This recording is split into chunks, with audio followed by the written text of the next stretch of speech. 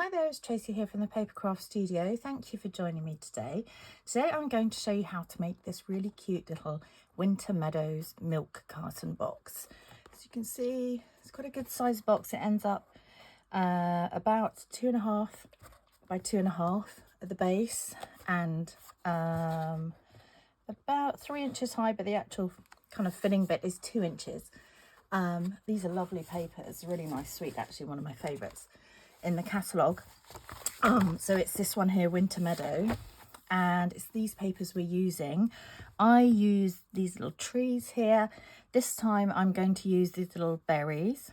Obviously, as with all Stampin' Up stuff, they all coordinate in the suite. You've got these lovely foil papers here, the speciality paper. These are the cute little faceted gems. Mine have been used up quite a lot in class. And then they've got this lovely bundle as well. So everything's back in stock at the moment. The papers are on low inventory. So if it's something you want to order from me, then please do it soon because they have been coming in and out of stock. Okay, let me show you the supplies that you need. You need a piece of Lost Lagoon cardstock, and this measures 10.5 inches by 6.25 inches. You need 4 pieces of designer series paper, and these all measure 2.25 inches across width by 1 3/4 in depth, so 2.25 by 1 3/4. So you need 4 of those. Like I say, I've used the little trees on here. You could use this side, it's really cute as well. So the B sides are really good too. Anything else? Oh yes, these are really cute, and they've been in the catalogue for a while, in the main catalogue, and I've only just got around to buying them. Deckled rectangle dies, and I'm actually using the smallest one, which would go here. But they're great for layering up. And I don't know if you can see, let's get a piece of white card. On this one here, I've just sponged the edges. Okay, so I'll show you all that as the time comes. I'm going to leave this one out for now, but these are great. And in the mini catalogue for autumn winter, they've got deckled circle dies, which are great as well.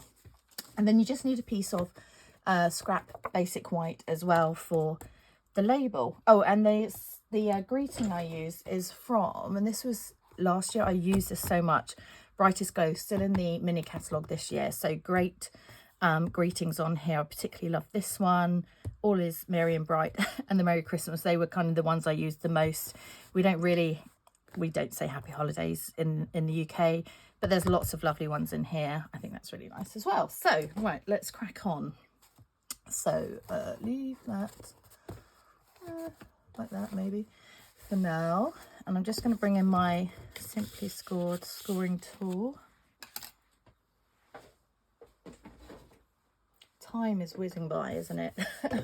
We're here nearly at the end of October. Ignore these, they're not in the right place, by the way, so let's just move these out the way. Yeah, whizzing through October, nearly time for Halloween. I know not everyone celebrates Halloween, but I like making little projects for it, and I put some sweets out for the local children. They tend to come around, so it's quite nice. Okay, so on the long side, on the 10.5 inch side, you want to score at 2.5 inches, at 5, at 7.5, and at 10 inches.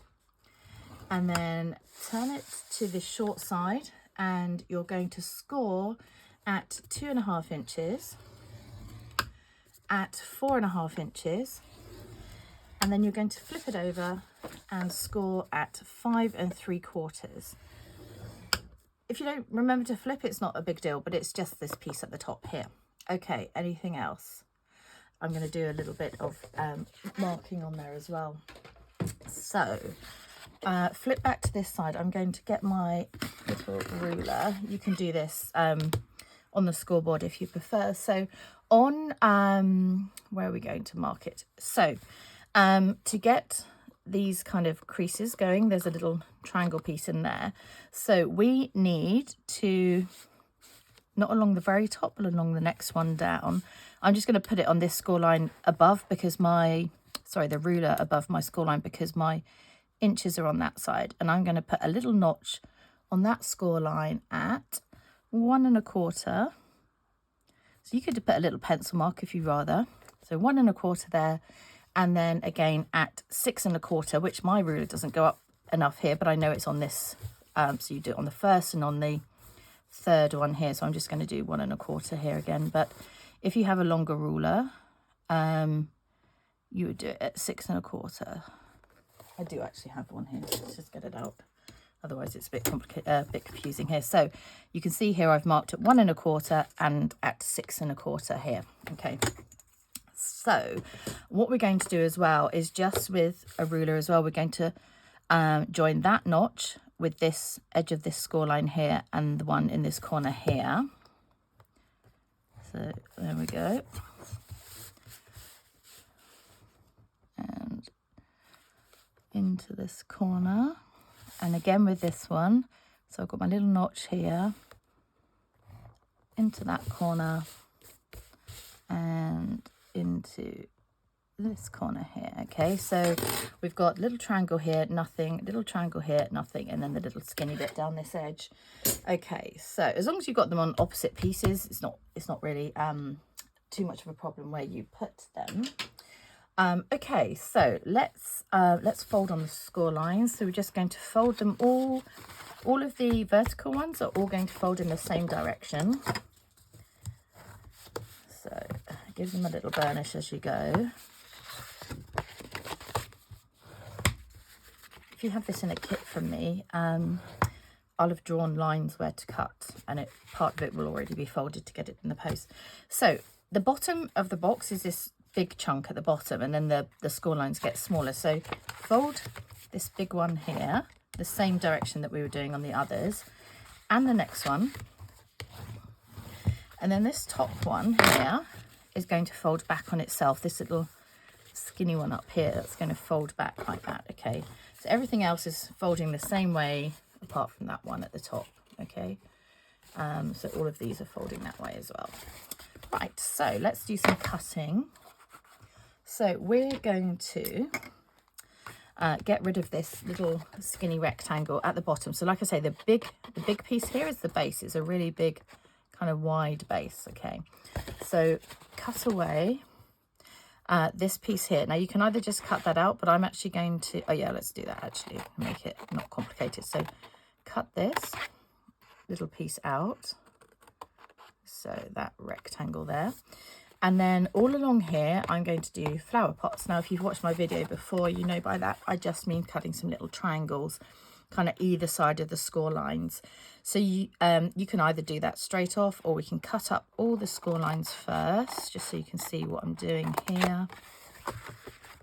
And the reason I do that is so that on the bottom, because of where the cardstock crease is, sometimes you get a little bit kind of extra showing. Oh, can't find this line. So you'll see on the bottom of this one, this is where we've taken the triangles out. So it just means that from the top, you're not going to see any of those extra bits that potentially could be stuck out a bit there. So you could leave them like this and just fold them all round, but you might get a little bit kind of extra like that poking out. Okay, so we've cut up all these score lines. We're now going to flower pot them, and these are quite big this time. So you literally come in slightly at the bottom and cut up into the corner. And it doesn't have to be perfect. It doesn't have to be exactly the same on each side, but just kind of like that. So in comparison to the next one along, you can see I've just cut out that little triangle, and I haven't cut this one yet. So let's do the same on this one. So in slightly at the bottom, cut up into the corner. Same on this side. And there we go. You can see easier on that one. So the reason I call it flower pot, because it kind of looks like a flower pot shape, you know. So and then go ahead and do the same on these two as well. They're not normally this big to cut, so it is quite a lot of cardstock you're working with here, so you can take your time. Oops. Okay, and then also on the end, you just want to come up into that corner as well. Okay, so that's what you're left with. So this is the base of the box. And then just on this little thin strip on the side, we're just going to take a little notch, a diagonal again, coming slightly here and up to the corner, and the same at this one, just that helps with the closure. Okay, so that's all the cutting and scoring done. So I tend to use tear and tape for my projects. You can use liquid glue if you like, if that's your preferred. Oh, just not my light. Oh, come back. But I'm going to show you where to put the tape. So if you are using glue, it's exactly the same, but just do it in stages. Okay, so with it this way up, bunching up like it would be a little table, this little skinny strip on the side, not the long one, the little one on the side, just put some tape from top to bottom here. Okay, like that. So that's on the side that's going to be the outside of your box, okay? And then flip it over if you're using tear and tape. And I'm just going to check which one I want this to be on. It's because you want really the one at the back too. That one. Okay, so skip the first one. So you can see we've got it on this side. Skip that one, and we're going to put some tape on here. And you want to put probably 3 lots on this one because it's, you know, quite a sturdy. Well, we want to make the base sturdy. It's quite a big base. Okay, so that's on the folded over side. That's on this side. So we're not going to take that off for now. We're going to put our panels of designer series paper on. So like I say, this time I'm going to use this one. I didn't really have a way up because the pattern goes all sorts of ways, but let's do that. I think that looks nice. Okay, so I am going to use liquid glue for this because you are going to have on each one a slight border all the way around. You see it better on here actually. So we just want to be able to move them a little bit if we can. You don't need to have the patterns following because, you know, obviously it's going round like that, unless you really want to. And you could have some of the one side of the pattern, some the other side, really up to you. Okay, so, and this suite's really nice because it's wintry. It's not necessarily just Christmassy. I know I've put 'Tis the Season, but you could put, I gave my ladies the option to put Celebrates on theirs instead if they wanted to just use it as a kind of, as a gift box, you know, maybe for a birthday, but a winter birthday, you know. So it, yeah, you can choose the sentiment, but obviously to fit on there. Okay, and then, yeah, get them kind of roughly lined up in a row here. Anyone started their Christmas shopping yet? I know we're not quite out of October, but really not far off, are we? I think Bo keeps giving me a countdown. I think we're definitely less than 60 days now until Christmas, and it's just, I think as soon as the children go back to school in September, it just flies by. Here we go. So there's all my little panels. So you can see they're going to fold round like this. Cute. Okay, so to put it together, we're only going to take this piece of tape off first. We're not going to do these until we're ready to do those, okay? Otherwise we'll get into a bit of a mess. So fold the tape and one of your panels over here. It's just easier to do that, and then that one just folds over like that, okay? I like to design it so that it's easy to kind of flip it into place. So pull the backing off. Flip that one down, okay, so that's the basis of the box. Flip it to the bottom here, and I'll just open mine out so you can see where I'm going with this. So you could seal each layer if you wanted to put something a bit heavier in here. You know, you could probably fit a little nail varnish or something in here, but it's good for chocolates, money, anything like that really, some jewellery. So pop the two sides that opposite each other that don't have any tape on. So like I say, you could glue this one to this one, then the one that doesn't have tape on still, and then lastly this one. Now when you put this together, as always, because we've done the flower pots, it will wiggle a bit, okay? So you just find the kind of the natural center there. Okay, so let's take these off.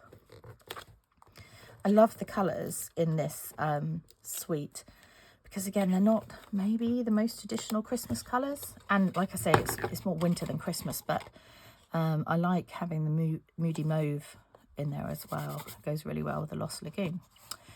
Okay, so with your little triangles that we scored at the side, you're going to gently push, actually that's back, gently push at the top here. Now, what your box will want to do is kind of, or may want to do, is cave in a bit here as well. But don't worry, we can kind of manipulate it. If it starts to go, we can stop that happening. But because we've bent this one back at the top, it should play ball a bit better. So I'm just bending that in. If yours starts to cave here, just push it out a little bit as you go, okay, on both sides, and it will just start to yield in the right place, hopefully. So you're just going to be squeezing this top together to make that little bit there, okay? So you can give it, I mean, there's a lot of cardstock, there's 4 layers going together, so it might take a bit of positioning there. And then I'm going to get my crocodile, where have I put it? Here. And just punch the 2 little holes. If you don't have one of these, you could just use a paper piercing tool and, you know, wiggle quite a big hole with the take your pick tool or something like that. You know, you could center it where, and then just wiggle it around like this, okay? So, but I'm just going to use this because I have it. Did I use the bigger one or the smaller one? Let me just practice to see which one I did actually. Oh no, it's the bigger one. Okay, so here we go. So I'm pushing it down slightly to get that hole. These are great. You can get these on Amazon or something. They're really strong hole punches. We don't do a hole punch anymore through Stampin' Up, so we're allowed to use kind of other ones. Okay, so there we have it there with the holes in place. Now, you can choose which is your front or back. I tend to put the join at the back. Can't actually see where mine is now. Well, it's such a good join, I can't see it. Oh, here it is. So that will probably be my back, so I'll make this my front, but you can choose. Now, my tip here, we're using this really, really pretty sheer, what's it called? Sheer ribbon. So it's got a silver lining on it.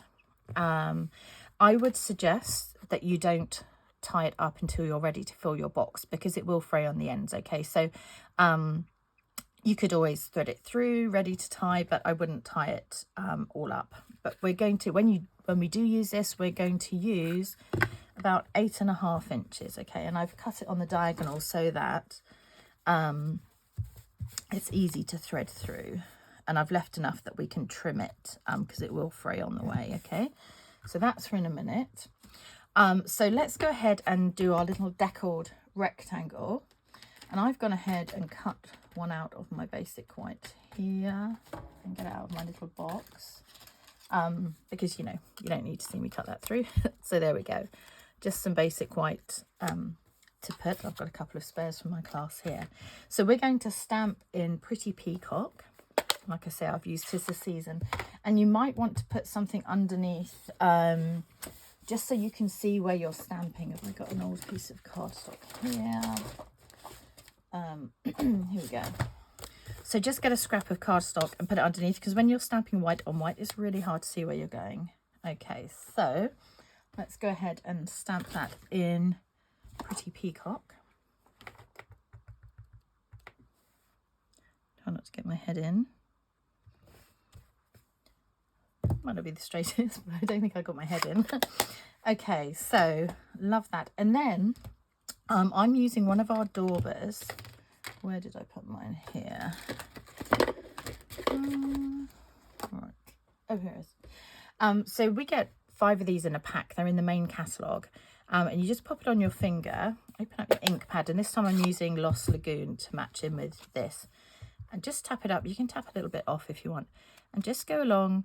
If you run it down at this angle, you get just the right amount on here. If you want a bit more, you come up higher. If you want less, you come down low. So on the corners, sometimes I do a little bit more. So you just go round. Like I say, you get 5 in the pack so that you can, you know, kind of clean them off a little bit and use them for different colours. I tend to keep, you know, one that's kind of fairly green, one that's fairly blue, but it just gives that little extra around the edge. And we haven't done that for ages in the class, so it's always nice, especially if I've got new people there, to show them you know, little different techniques. Okay, so I've popped that on with dimensionals, but I think I will tie this first. So you're going to just come in from the front, put your ribbon through all the holes there, come back round. Ooh, you see it's fraying, but I've done it in a nice point, so you can see that is fraying quite a lot there. So just even it out, make sure it's nice and straight at the back. And then with this, we're just going to tie a double bow because it looks really sweet. You don't need to tie a double knot. You don't need to tie a bow. So you may want someone to come in and put their finger here for you to tie it really tightly, or you could use some pegs, keep it in place, because you do want this to end up quite tight so that you keep the carton together. And then when you're ready, once you've filled it, you can just trim these ends off. Okay, cute. And I'm going to pop some dimensionals on the back of this little sentiment. I think I just put 3 across the middle on that one, because the big ones, you know, they'll be just fine like that. So take your backings off, and it's just going to center on this piece here. My ribbon's a bit in the way, but I don't mind. Okay, and then like I said, we were using the Faceted, what are they called? Faceted Gems Trio Pack from the same suite. I'm gonna put them somewhere safe. Here they are. Okay, so on this one I used the little silver dot. Which do I want on this one? Let's see. So you've got kind of like a smoky slate, a silver. Let's use this little Lost Lagoon one here on this one. And then I felt, especially on this one, and you might not think so much on this one, but I needed something on the front. It was a little bit plain without. Oh, and by the way, these are meant to have these sketchy kind of moody mauve bits in. It's not that the paper's dirty or anything. It's just a bit of kind of atmosphere on there. So this is the silver silver ribbon. It's a duo pack. It's an online exclusive. So on my online shop, if you look at online exclusives, you'll see this, and it comes in a pack of silver and gold, and I use it so much. And you need about 6 inches of this, just so that you don't get into a real muddle kind of tying your bow. And you can tie a traditional bow with this, or you can just do bunny ears, which is just make 2 loops here. This always goes badly on camera. Can you see I've done 2 loops, and then you just tie the loops in a knot. And that's the easiest way to tie a bow when you're not tying it on a project. So can I get that one through the loop? So easy. She says, look, the easiest way. And it's very uneven. Let's pull that down. So you can just pull the loops and then hold on to the loop. Hold on to the knot if you want to tighten it. But you see that's quite a nice little bow there. So I'm going to pull that tight there, and then maybe just hold the knot and pull the loops down a little bit. It's quite a nice bow. I'm quite pleased with that. So you could put it here, you could put it down here. I might do that with this one because I think it covers up too much of the pattern. So let's do that. We're just going to use a little rolled up glue dot on the back. Love glue dots. Ooh, here we go. So I'm just going to roll it into a bit of a ball. Like that's on the back. So pop that on there, and like I said, I'm just going to put this one down in this corner, I think, and then I'm just going to trim the ends. Ta-da! How cute is that? So I hope you've enjoyed making my Winter Meadows milk carton gift box. Take care, see you soon, bye.